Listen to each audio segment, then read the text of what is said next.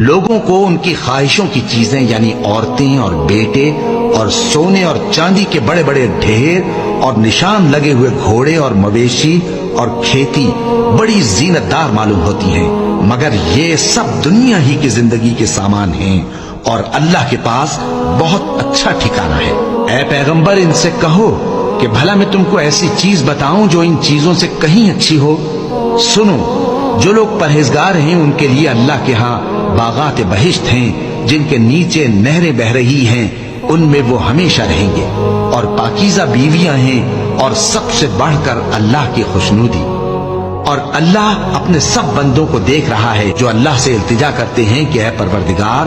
ہم ایمان لے آئے سو ہم کو ہمارے گناہ معاف فرما اور ہم کو دوزخ کے عذاب سے محفوظ رکھ۔ یہ وہ لوگ ہیں جو مشکلات میں صبر کرتے اور سچ بولتے اور عبادت میں لگے رہتے اور نیکی میں خرچ کرتے اور اوقات سحر میں گناہوں کی معافی مانگا کرتے ہیں۔